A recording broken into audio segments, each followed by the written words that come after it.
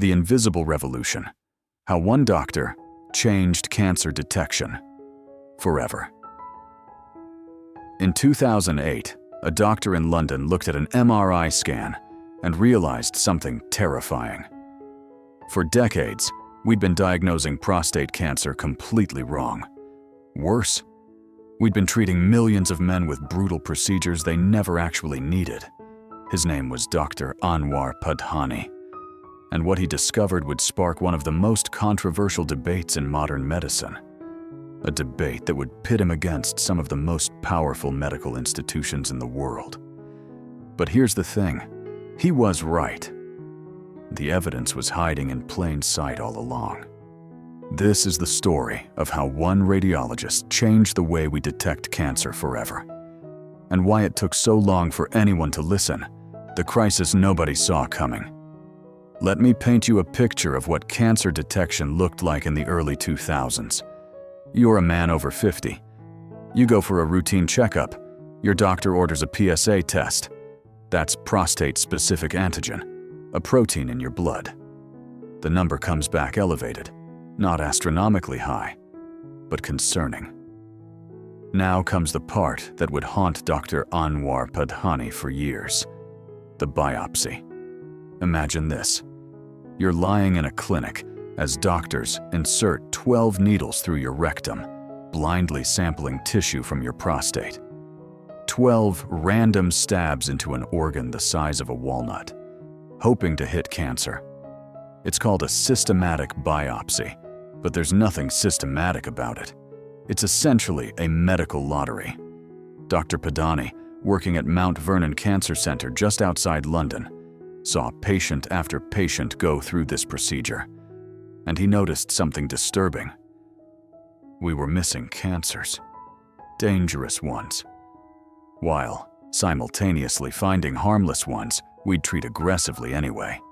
In fact, studies would later show that standard biopsy techniques missed up to 30% of clinically significant prostate cancers on the first attempt. 30%. But here's what kept Padhani up at night. We had the technology to do better.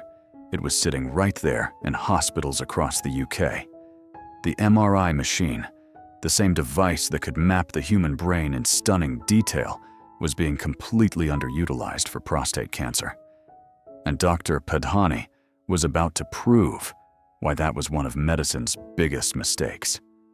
The radiologist who wouldn't look away. Dr. Anwar Padhani wasn't your typical radiologist. Born and trained in the UK, he'd spent his career specializing in oncologic imaging, essentially, how to take pictures of cancer. But unlike many radiologists who simply read scans and move on, Padhani became obsessed with a fundamental question. What if we're looking at cancer all wrong? See, traditional prostate cancer detection relied on that PSA blood test, followed by blind biopsies. But PSA levels can be elevated for dozens of reasons: infection, inflammation, even bicycle riding. It's about as specific as using a fever to diagnose every illness. The medical establishment's response? Well, it's the best we have. Padhani didn't accept that. By the mid-2000s, MRI technology had advanced dramatically. New techniques called diffusion-weighted imaging and dynamic contrast-enhanced MRI could actually show how water molecules moved through tissue and how blood flowed through tumors. In other words, MRIs could now reveal not just what tissue looked like, but how it behaved.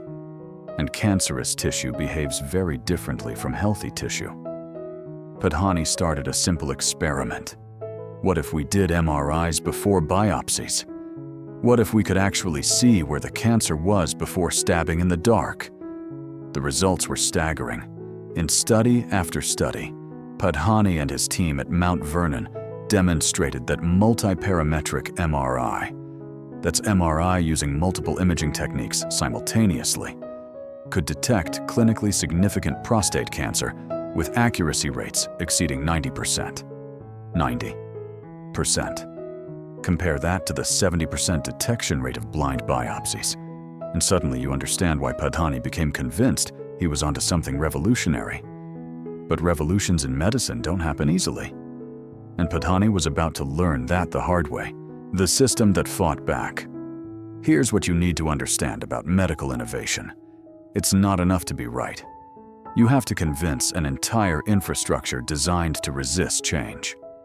And prostate cancer detection was a multi-billion-dollar infrastructure.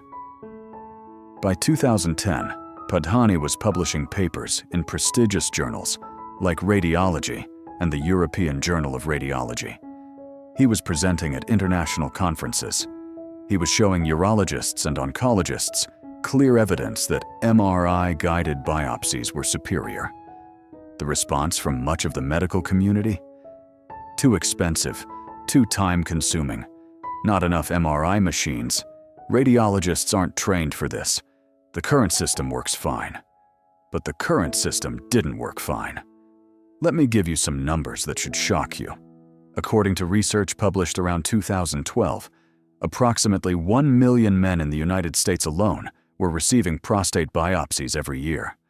Of those, studies suggested that between 20 to 50% of detected cancers were clinically insignificant, meaning they would never cause symptoms or death in the patient's lifetime.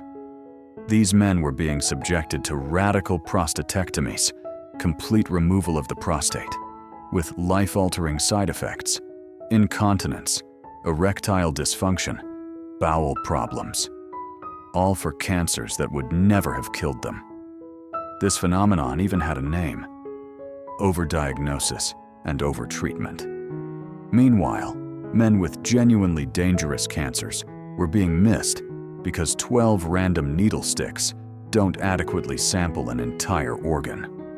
Padhani called this what it was: a crisis in diagnostic medicine. But changing the standard of care in medicine is like turning an aircraft carrier. It requires overwhelming evidence, institutional buy-in, and, most importantly, doctors willing to admit they might have been doing it wrong for decades. That's a hard pill to swallow. But the medical establishment wasn't ready to let go of the status quo. Just as Padhani seemed on the verge of a breakthrough, a wave of influential studies crashed in, each one threatening to unravel everything he'd fought to prove. What happened next would decide whether millions of men would finally benefit from his discovery, or whether tradition would slam the door on progress once again. And the turning point was closer than anyone realized.